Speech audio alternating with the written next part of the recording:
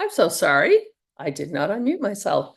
Let me start again. I'm Joyce Maroney. I'm the president of the board of the Salem Athenaeum. We are the presenting sponsor of the Salem Literary Festival. This year is our 15th annual Lit Fest, and we are so proud to bring our opening speakers to you this evening.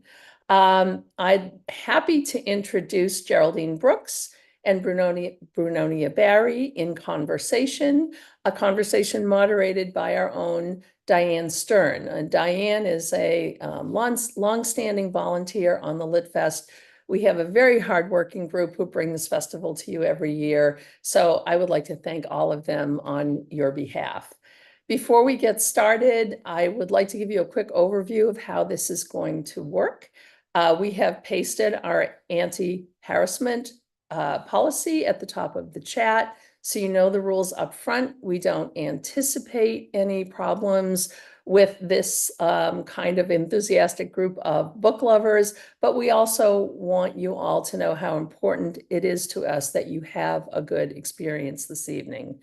Most of you are probably Zoom experts by this point, but just a few quick tips. Please put your questions in the Q&A, and we will do our best to get to those questions before the end of tonight's session, after Geraldine and Brunonia have completed their conversation.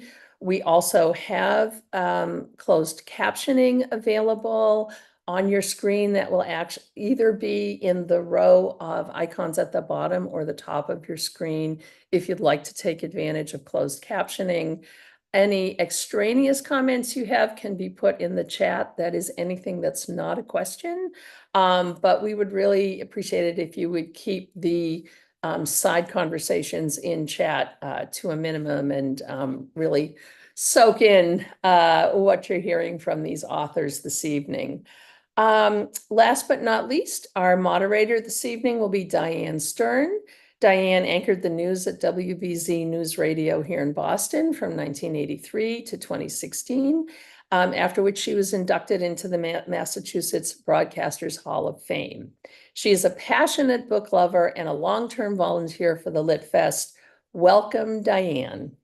Well, thank you very much, Joyce, and thank you on behalf of so many of us for your work with the Salem Athenaeum and also with the Salem Lit Fest. It's great to see you tonight. I have the pleasure of introducing two marvelous authors, beloved authors, beginning with Geraldine Brooks, who is an Australian-American author and journalist who spent many years as a foreign correspondent covering the Middle East. Her 2005 novel, March, won the Pulitzer Prize for fiction. Her book, Horse, which she'll discuss tonight, is an international bestseller and now available in paperback.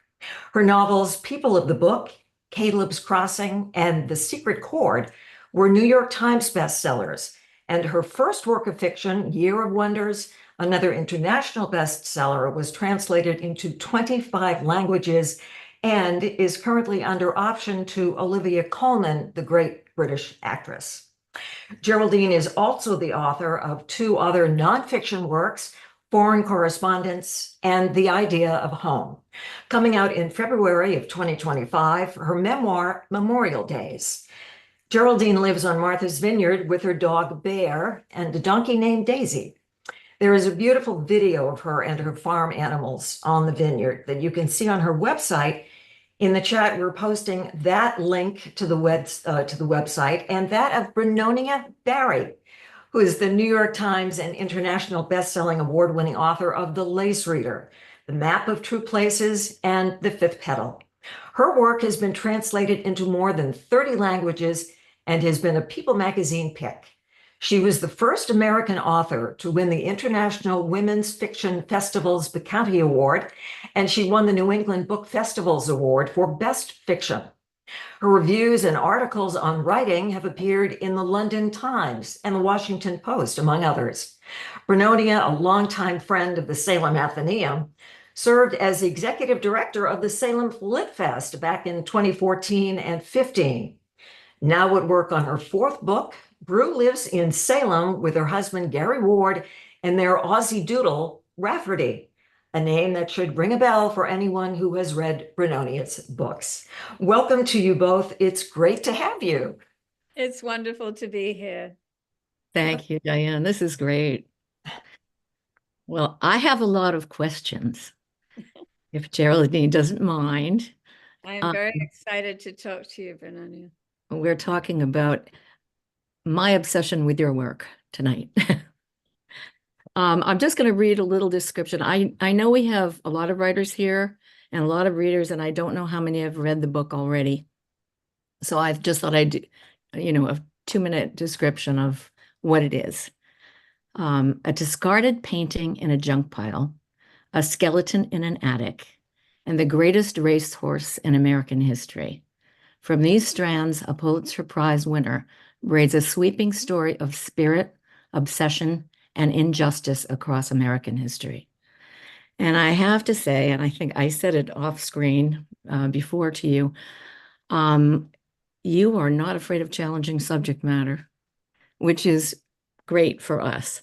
I want to tell people that this is a book separated into 3 different periods, and I think the largest is the Kentucky 1850 story, which is an enslaved groom named Jarrett and a bayfoal forge a bond of understanding that will carry the horse to record-setting victories across the South. And then there's an itinerant painter who comes and becomes a friend of both. And this is all in the shadow of what will be the Civil War. And so obviously this is a story we know something about, but we don't know, I didn't know how much I didn't know about it, and particularly about Kentucky. And it was quite an interesting place at the time. The second part of the book is in New York City in 1954, and it deals with the gallery's owner, Martha Jackson, who was the owner of the painting of Lexington, the most famous horse in history. And then the third part is in 2019, and that's Washington, D.C., where the scholars who are studying Lexington come together, and one of them's an art historian who's studying the painting, and the other is a Smithsonian scientist. So there's a wealth of information here. And I want to get you started immediately because I thought what we should really start with is your relationship to horses. And I wish you would take us back to Australia and your job there, and then go all the way through the present. Absolutely. Well, yes, because this book came out of my relationship with horses, which started quite late because I grew up in inner city Sydney, quite an urban environment, in a lower middle class, not very affluent family. So we didn't see horses, and the idea of horse riding was a bit beyond the ambit claim of my ambition. The only horse we saw was the mounted police who would sometimes clop by, and when my mother heard the hoofbeats on the roadway, she would grab a dustpan and broom and run out into the road to see if she could get any manure for her rose bushes, and that was a little mortifying. But I didn't think at all about being a novelist when I was growing up. I really did have an ambition. I wanted to be a newspaper reporter. And so when I went to college, I had read the newspapers. And so there was a lot of politics and a lot of culture. So I did a double major in government and fine arts. And I graduated incredibly well informed on bicameral parliamentary structures and the uses of tempera and Quattrocento Italian wall painting. And I did get hired as a trainee reporter on my hometown newspaper, but they sent me to the sports department. And my job there was to accompany the racing writers and do the details. And the details meant taking down reams of small facts about each horse in every race meeting in Sydney. And that was a lot of details. And the trouble is, I really love animals. And even though I never had a relationship with a horse, if you go to a lot of races, you will inevitably see some really tragic accidents. And when I finally got sprung from the sports department and that job, I thought, I will never go to a racetrack again because it's too traumatic if you're worrying about the horses having a fall and being put down on the track, which is just awful. So I cruised along for decades and never thought about horses. But then I was at a writers' conference in Santa Fe, of all places, and it happened to be held on a ranch. And there are gorgeous horses there. And being an animal lover, I loved watching them. And one of the wranglers noticed how much time I was spending draped over the split rails, looking lovingly at these horses. And he said, "You should come on a ride with us." And I said, "I can't ride." And he said, "Yes, you can. These horses won't let you fall off. They know their job."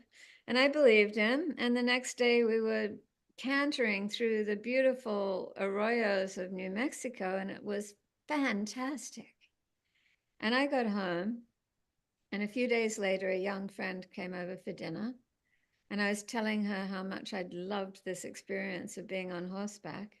And she said, "You've got a couple of acres here. You could have a horse. In fact, I could give you my horse." Well, there were a lot of questions I should have asked, but I didn't. I just said, "A free horse," and started fencing my place and converting the tool shed to a stable. And the next thing you know, I had a horse. And that was all I wanted to think about. I was obsessed, and nobody could find me. And I wasn't getting any actual writing done because I was too busy riding. And, this is having a deleterious effect on the family's finances. And then I had this lucky break. I'd been invited to a luncheon at Plymouth Pawtuxet Museum.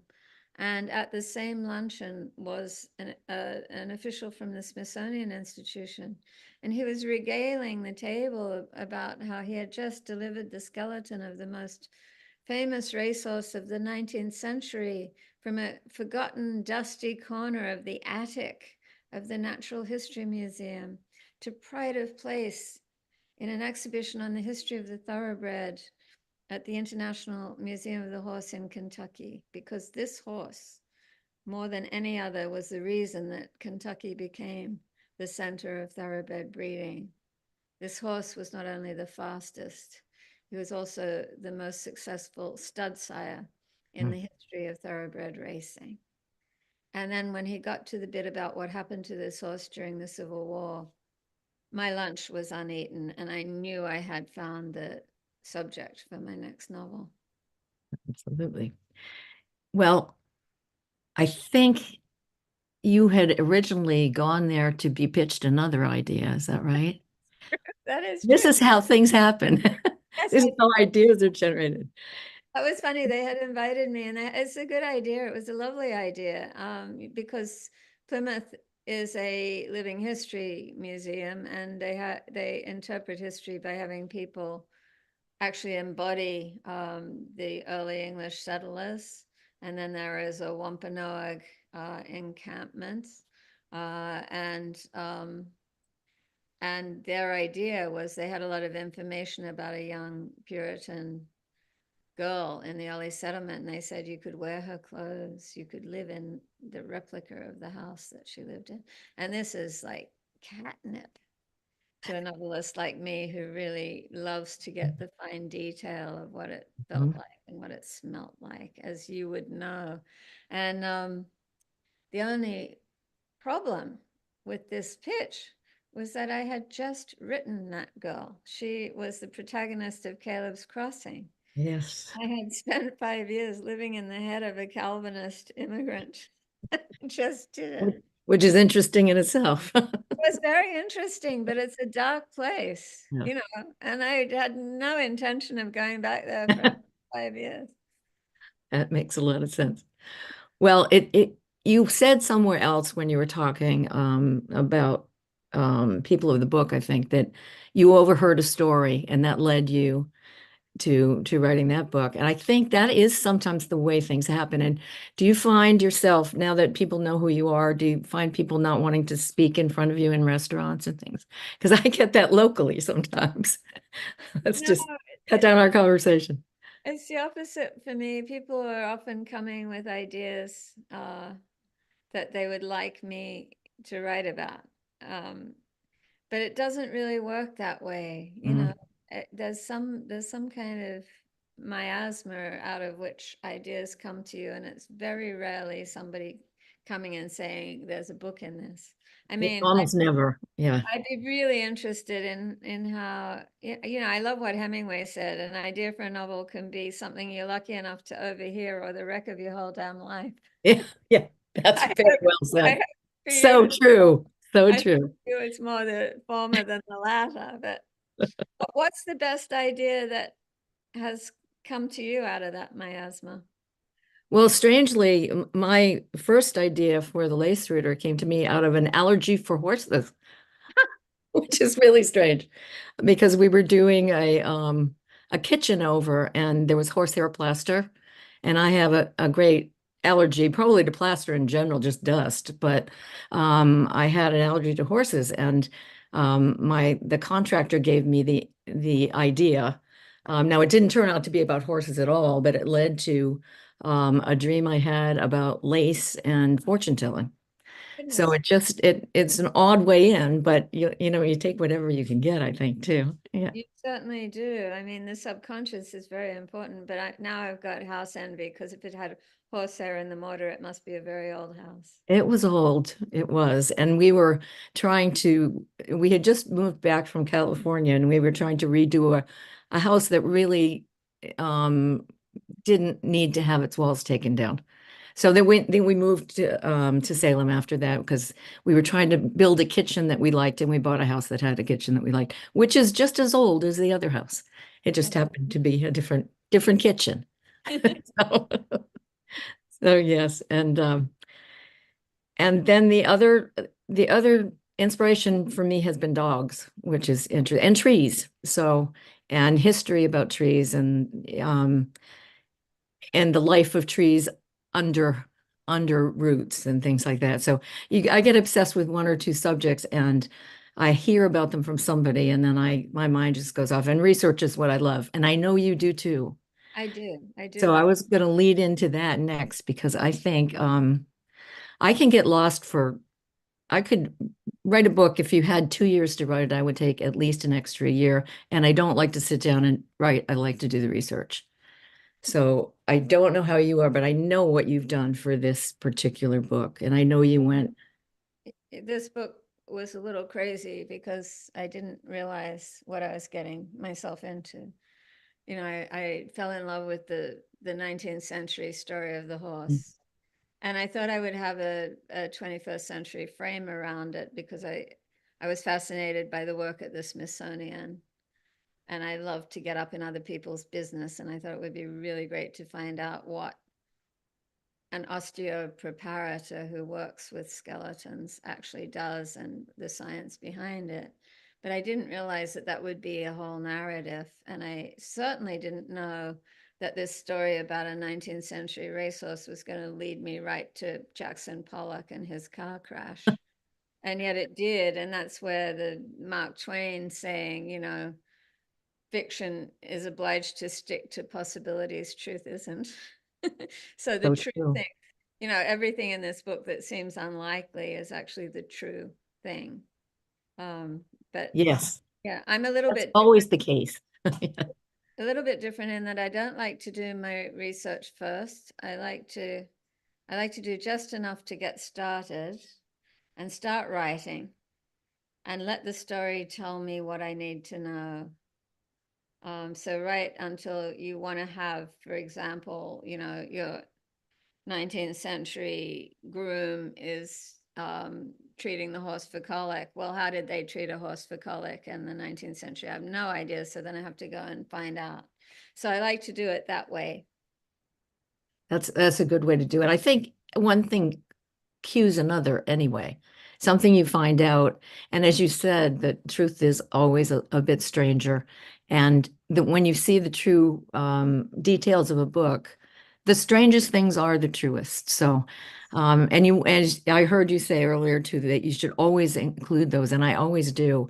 And sometimes people call you on that and say, "Oh, that couldn't possibly have happened." Well, that's what did happen. I know. I mean, I used to get a lot of pushback.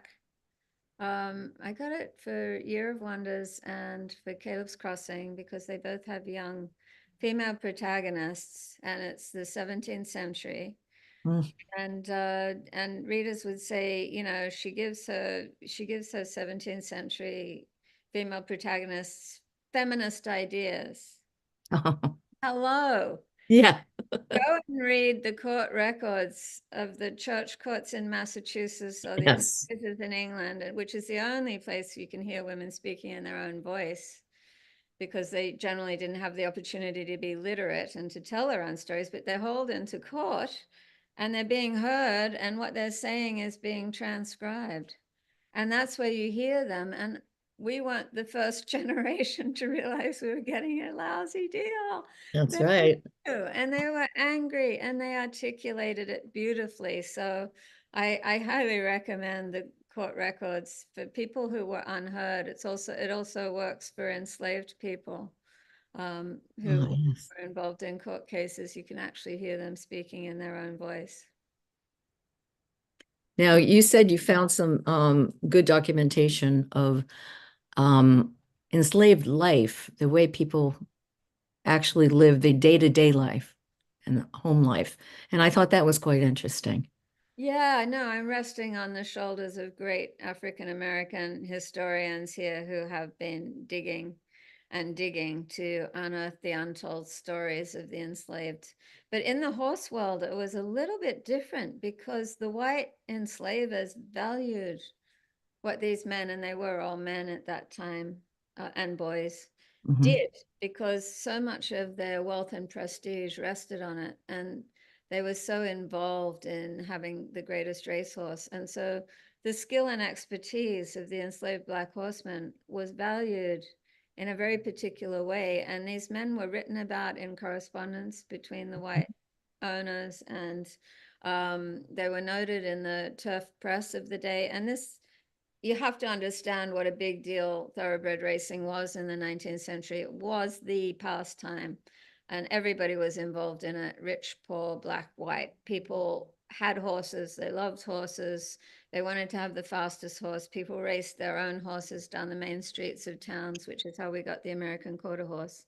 But the great match races of the fastest thoroughbreds were a national obsession, and there were 3 newspapers that just covered that. So you can find the echoes and traces of the great trainers who were Black, the great jockeys who were Black. You don't get any mention of the grooms. So that was my challenge, to try and create. I knew that Lexington, the racehorse, had an important Black groom because he's referred to several times, but I couldn't find anything about him. And so I had to construct him from shards of other information. That's interesting. Tell me a bit about your trip down there when you were doing your research. You and your husband, he was researching something completely different, right? And it led you to the same place.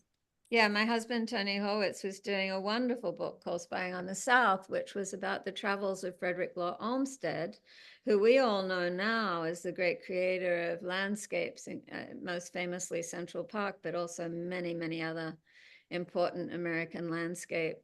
And but he wasn't a landscaper, a landscape architect when he was a young man. He was a reporter for the New York Times. And the Times sent him south to ask the question, why is our nation so divided? And this was on the cusp of the Civil War. And he traveled, he was a wonderful fit for my husband, Tony, because Tony, like Fred Olmsted, didn't want to go and get the official story. He wanted to see how people actually lived. So he traveled through the South, and Tony decided to follow in his footsteps and ask the same question, why is our nation so divided? It's a beautiful book. Anyway, while we were in Kentucky, our research overlapped because the time period was the same. And it turned out that many of the people Olmsted spoke to were vaguely connected to Lexington, the stallion, the famous racehorse. So he was very helpful to me because he's a real historian and very good at archive diving. And so we were down there following our separate quests, but often overlapping in what we found. That sounds so interesting. And I have to talk about writing historical fiction because I don't do it. There's always a bit of it in my books. Yeah. But you have an amazing way of bringing characters to life, really, breathing life into them, I would say. And I think you must inhabit them in some way when you do this. I know you have to flesh them out. And when you deal with someone who you have very little information on, you're taking a risk in doing this. But I think certainly with the with Kentucky and with the characters there, I was absolutely convinced that this was exactly the real story. So I'd like to know how you do that, since I don't particularly do it. Yeah, so for me, the essential thing is, can I hear that person's voice? And so I have to do enough research until I can hear it in my head, and the voice is essential. But with I knew that the central character in the part of the book that tells the story of the horse had to be the groom, because knowing horses, the groom is the most important person in their life. It's not the owner or the jockey or the trainer. It is the person who's there first thing in the morning, filling the buckets with grain, brushing, cooling the legs after the training, sleeping in the stall if the horse is unwell. And the footfall of the groom is the one the horse recognizes. So I knew that as the horsewoman that I had become. And so when I knew that Lexington had an enslaved Black groom, I knew that that would have to be the central character of that narrative. And so then I was able to give him all my own experiences with my own horse. And so that was helpful. So every interaction between Jarrett and Lexington is something that happened between me and Valentine. Well, that comes across in a sense because I really felt you were living it. Well, that makes sense. Let's talk about the character of Jarrett a bit, because I think he has a practicality about him that kind of an acceptance of the way things are that some of the rest of the people are a bit dangerous for him. Some of the well, the owner's relatives and he finds himself in situations that he's put in that he knows better than to let himself. Yeah, I don't think he's accepting the way it is. I think he has an intense sense of self-preservation. That's what I mean. Yes. Yeah. Yeah. He seems very mature, even Yeah, at a young but age. I That, feel like if you lived in that world, there would be such a precarity to it. Mhm. And, it's so easy, and particularly, for Northerners, like the painter Scott, who comes south, who doesn't know how things work and who says things that Yes. Jarrett knows very well are dangerous. Or like the younger daughter of Lexington's owner, who Yes. he's known since she was a child. So she's very familiar with him, but she doesn't understand as she grows to be an adolescent how precarious any kind of communication between the two of them could be for him. And so Exactly. I was just trying to convey he's an incredibly intelligent person as I've imagined him. And I was basing him on a number of people in the horse world of that time who came out of, incredibly oppressive circumstances as grooms and then cut a swathe in the world and managed to become successful businessmen after emancipation. And so I based Jarrett on those people and imagined him as somebody who could do that. That's good. And from what you've said, after emancipation, it wasn't that easy to do either. It got, so at first it wasn't bad, but then it got very dark because Jim Crow occurred. And then all these people, these Black horsemen with their incredible talents and expertise, were essentially forced out of the higher echelons of the horse world, particularly badly for the jockeys because the white jockeys ganged up on them and made it dangerous for them to race. That makes So sense. the Black jockeys either had to go abroad, and many did, and had successful careers, or they died in absolute penury, having been pushed out of the trade that they knew. So it's a tragic story, as so much of the history of race in America is.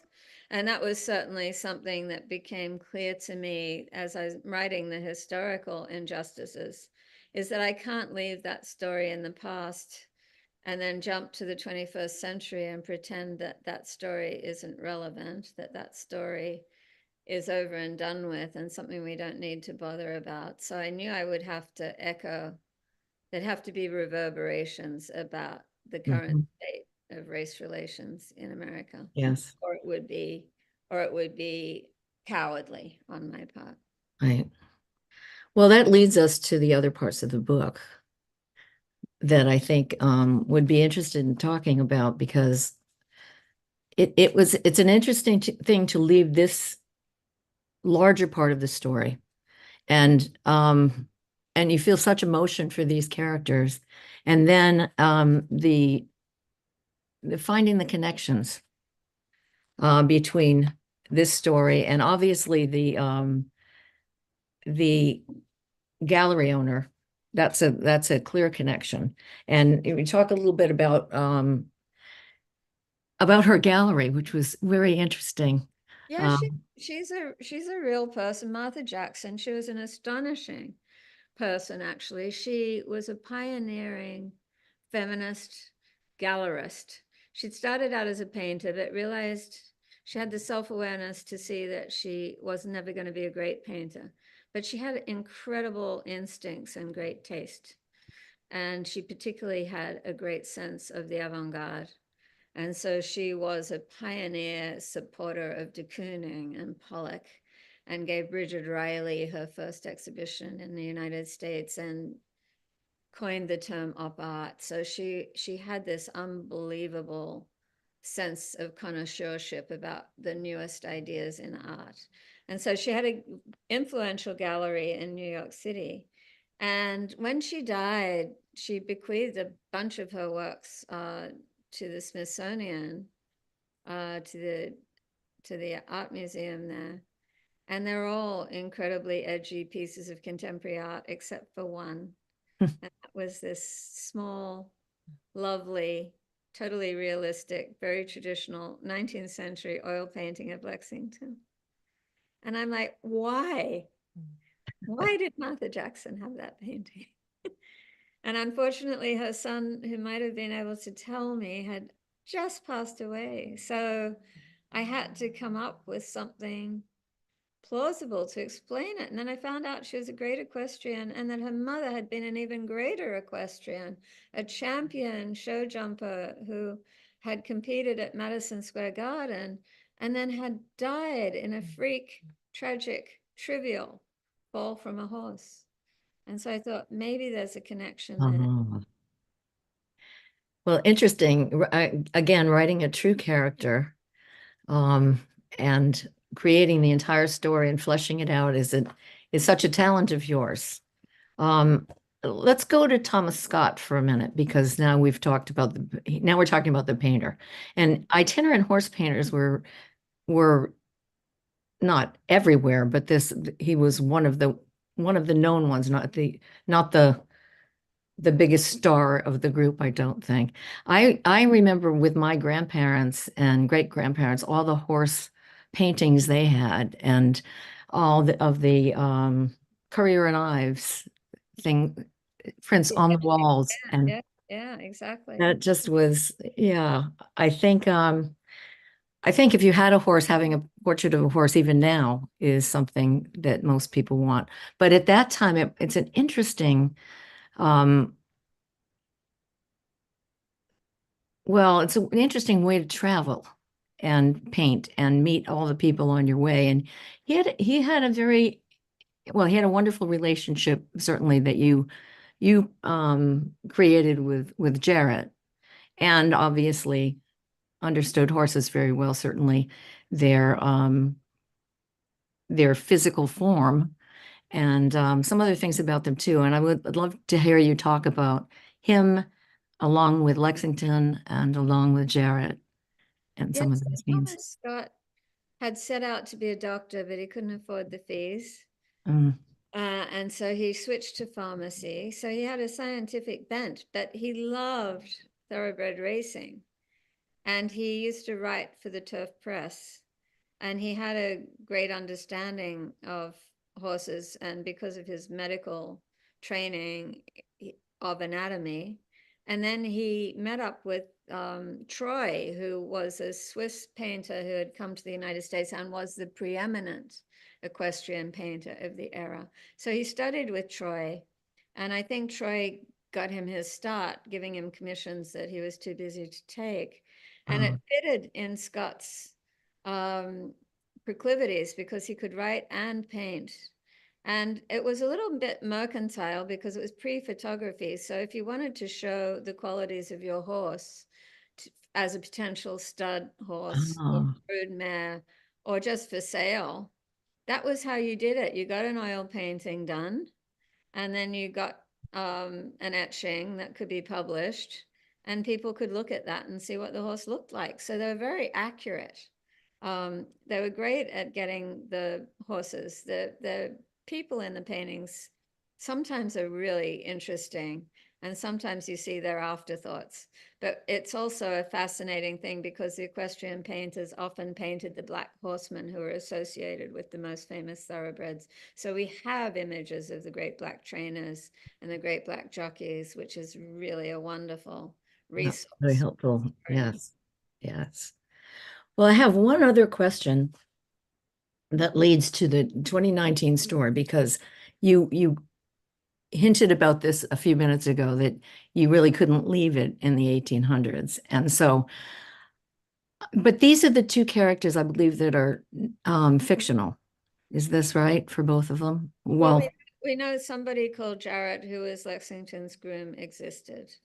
right. Oh, no, I mean the 2019 story. Oh, yeah, no, the Yes, I'm sorry. 2019, yes, they are fictional. Interestingly, when I went to the osteoprep lab at the Smithsonian, the young woman who runs it was even better than the one I made up. Oh, very interesting. Very interesting. Fascinating young woman. Well, yeah, this is interesting because this is where you carry it through to what's happening now. And just talk a little bit about that, because that's a hard story to write. It seems. Well, it was a hard story, and it was a story that, you know, gave me kept me up at night, because you have to be living under a rock not to be aware of the Yes. discourse about appropriation and about white people creating black characters. That's what I was going to ask you about. Yes. Yeah, but I felt like I have no choice in a way, because if I leave out the black characters, I'm just erasing the contribution of the Black Horsemen, which is unconscionable given that they were the absolute rock upon which all this wealth was created and plundered from their skills. So I'm not going to leave them out. And then if I've got them, I can't then come to the 21st century, to modern American life, and say, oh, we don't even have to think about, you know, what the conditions are for Black people. Right, And it's right. particularly impossible when I was writing this book, because it was the noise was a jackhammer of death after death of George Floyd, Yes. Breonna Taylor, and Sandra Bland, and all the names we know and many names we don't know. And I could not ignore that reality, and so I had to reflect that in the contemporary story. And I don't think in the 1850 story, I don't think cultural appropriation would even come up. It's so well done, and so and something about history seems less jarring than contemporary. I'm glad you did this. I'm just interested in The your thing thoughts on how to do it. that made it possible, I think, is because I live where I live. Martha's Vineyard has had a thriving Black community for Yes. over 100 years. And so luckily living here for the last 20 years, I have a lot of Black friends. And it's honestly, it's a very privileged community. You know, they're Mhm. my Black friends are judges and they're movie directors and they're celebrities and screenwriters, and every single one of them has a story Mhm. of risk, endangerment, Yes, embarrassment, humiliation. absolutely. So there's no amount of educational wealth can protect you if your skin is Black. And I think everybody remembers the most famous one, my summer neighbor, Skip Gates, Mhm. Professor Henry Louis Gates, Yeah, Harvard professor, television presenter, dragged off his own porch in handcuffs. we all remember. Yes. Somebody thought a Black man was trying to break into a house. Yeah. Well, I commend you for doing that and for bringing it into this century. And I, as I said, I think it was daring, and I'm glad. So I think it's time for questions. Am I right, Diane? Or I don't know. I think so. The Q&A. Okay, you are correct. Although this could go on for another hour and I would be as happy as a clam. Thank you. So one of the questions here, frankly, is a spoiler for the book. So I'm going to take the liberty of paraphrasing it a bit. Um, one of your modern day characters in Horse. I know exactly where this is going, and I think I know how to answer it without spoiling. Okay, I was just going to say, did you consider an alternative ending for this particular character?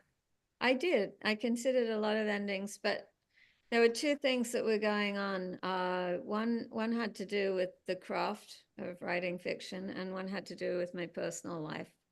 So the craft issue is, as a novelist, your job is to confront your protagonist with a lot of challenges throughout the story. And in the end, you have to make a decision. Do those challenges destroy them, or do you let them prevail? And I had two young Black male characters. And I felt that it would be untrue to the history to allow them both to prevail. So if one of them prevails, one of them confronts the challenge. And so that was the craft decision. And then the personal thing is that halfway through this book, my beloved husband died, and I couldn't write anything for about a year. And when I finally crawled back to my desk to finish this book, I was different. And it took a reader, an early reader of the manuscript, to say to me, you know, the second half of this book is very different from the first. The second half of this book is a book about grief. And so I think that what was happening in my personal life also bled into what happens to the character. Right, and that brings us to your book that's coming out in February, Memorial Days. Can you tell us a little bit about that? So when Tony died so suddenly, nothing happened in the way I had been programmed to expect by popular culture. You know, somebody comes to the door, they get you to sit down, they offer you a glass of water, they say, who can you call? None of that happened. And it just went on like that. It was like just being assaulted, that the way we handle grief in the society is so poor. And I experienced this longing to just, you know, throw myself on the floor and put on a black veil and weep. But you can't, because your whole life will fall apart, and the people who depend upon you, you know, everything comes crashing down. The way the financial system works, you have to be on these details. And so I didn't really get a chance to grieve Tony. I was just too busy stopping the house burning down almost literally, And Mhm. so it took 3 years, and I realized that I hadn't done what I needed to do. And so I took the thing that society doesn't give anymore, and I took some time and I took myself away from society, and I went to the most remote place I could find and holed up alone and just did the business of grieving. And so that's what this book is. And I don't know if a single person needs to read it, but I needed to write it. Right. Now, Joan Didion did a similar thing with her family tragedies. Did that ever come into your mind? Actually, that book makes an appearance in my book in a quite unexpected way. But her approach was very different because she was writing in real time. She knew right from the beginning that she would need to tell this story to deal with this story. I didn't. I put it off, and I pushed it down, and I just struggled to pretend to be normal for a long time before I realized that I needed to deal. But Year of Magical Thinking is written in the immediate aftermath of Dunn's death, and it's also it's about what she is experiencing. So mine is more it's a bit of it's a eulogy for a great marriage and a great man as well. So there's a lot of Tony in the memoir, and thinking about him in that intense and detailed way was part of my healing.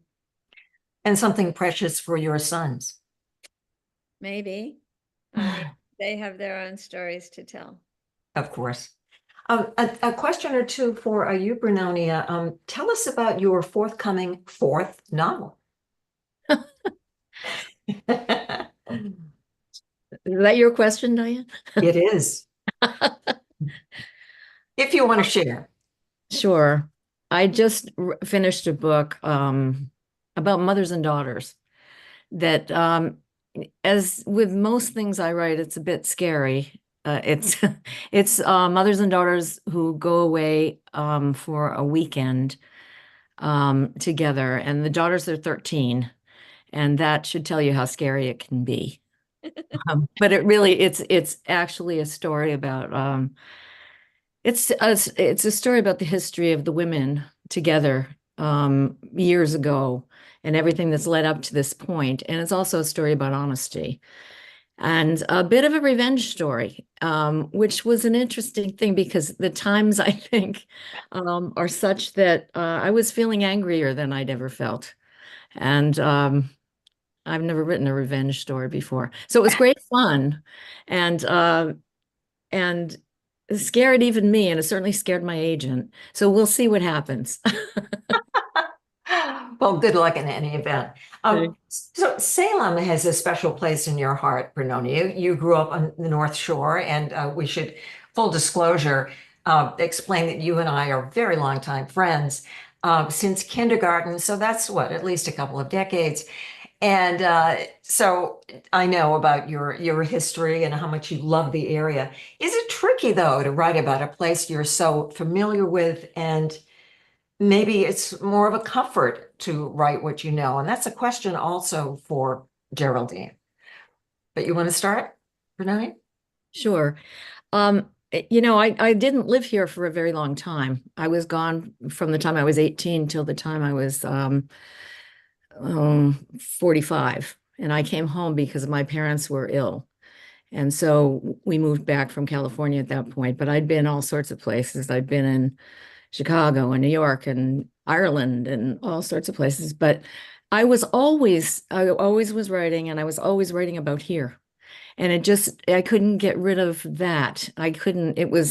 It was haunting me in a certain sense. So, but I think it's what I always will write about. And I think leaving is what made it possible for me to see it differently when I came back. Um, Certainly Salem had changed, and Marblehead, where I grew up, had as well. And it seemed so changed that, especially Salem becoming the tourist spot it did. It was like going to Disneyland or something, very certainly in October. So that I thought somebody should Yes. be writing about that. So I started there. So that was an interesting thing. I'm getting into the deeper parts of my childhood now that are a little less comfortable. So we'll see. See if I relocate. Yes, the revenge factor. Right. Not against your friends from way back then, huh? No, never. No. Geraldine, would you like to take that question as well? Is it comforting to write about what you know, or a place that you know, or say about horses, just something you know, as opposed to researching something fresh and new? Um, I love to find out about other people's lives. I think that's the longtime newspaper reporter in me. I love the aspect of the job where you turned up to work and you had no idea where you would wind up that day. So there's that part of me. It's certainly a treat when you can draw on your own experience. And so, because in Horse I had so many characters that I had to research so deeply, I decided to give myself a break with the osteopreparator. Her backstory is essentially me. Oh, I was that nerdy kid with skeletons in their bedroom, and bringing specimens home from the dump, much to my mother's horror. So I just decided that I would use my own childhood experiences for her, because I had so much work to do on the other characters. But yeah, so I think both, but I think I'm more attracted to what I don't know. So instead of write what you know, to me, it's write what you want to know. very interesting way to put it. We have a process question that either or both of you could take. Do you outline in advance, or how do you approach writing a new novel? Brunonia, why don't you go? Geraldine. Oh, all right, I'll do it. I'm because I didn't know I was going to be a novelist, because I was always, directed towards being a newspaper reporter. I never took a class in creative writing. I never knew that you were supposed to outline. When I wrote my first novel, it was pretty much of a desperation measure, because I had an infant, and I didn't want to go on long reporting assignments. So my husband said, you've always been talking about that plague village in England. Why don't you see if you can write about it?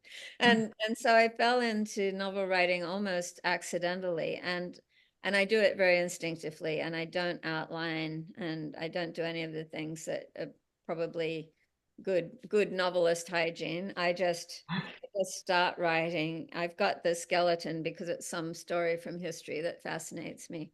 So I have the arc of the story in the historical record, and then I just figure out how to tell it as I go along, like excavating, basically. Mhm. And Brunonia?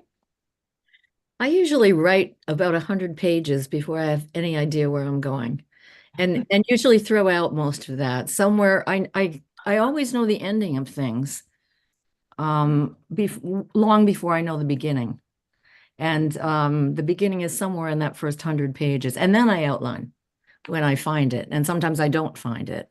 So my books are always too long and have to be cut, and it's almost always just the beginning.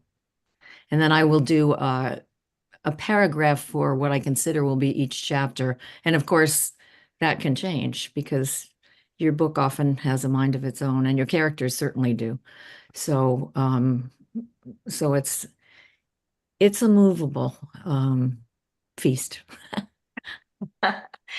Well, I think on that note, it's time to say thank you to a lot of people. Geraldine and Brunonia, thank you so much for being part of the Salem Lit Fest 2024, and a great way to kick off the festival, I must say, and one of those conversations that you wish could last 4 hours, but we know everybody has time constraints.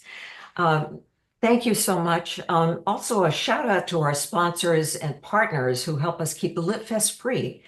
I have a short list: the Salem Athenaeum, the Salem Public Library, Salem Cultural Council, Wicked Good Books, where you can buy festival books, or from your favorite bookseller, the House of the Seven Gables, Salem Maritime National Historic Site, Essex National Heritage, Theater in the Open, and Leonardo Audio.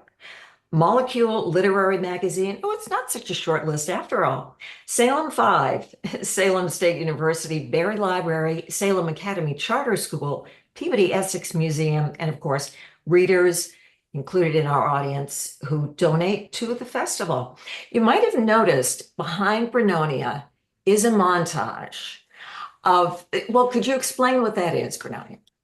That's a gift my husband made me of a lot of the translation covers of, I think that particular book was in 30 different languages, and they're not all up there, but he cut out pieces of covers because they send you more than one copy, and after a while you don't know too many people who speak a particular language. So you've given away all you can.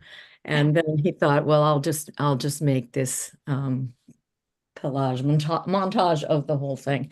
So we didn't do the whole thing, but it's a nice look, and it's nice to remember your covers and try to figure out. Everyone's covers are different. The only ones that used our original idea were France and Italy, which I was very flattered by.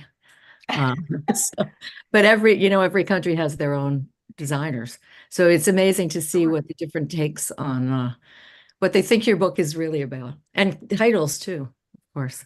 Yes, and I do remember a book that you gave me in German because that was my major in college, and that was interesting. And the title was entirely different. It was something like the Moon Swimmer or the Moonshine Swimmer. The Moon Swimmer, yes. Anyway, this is a real sly segue, but tomorrow night we ask you to join us for a panel we call Found in Translation. Plenty of time to register for that, and of course, the whole schedule of events at salemlitfest.org. Again, we thank you both, Brunonia and Geraldine. Thank you to our audience. We're excited about the rest of the festival, and we wish you all a good night.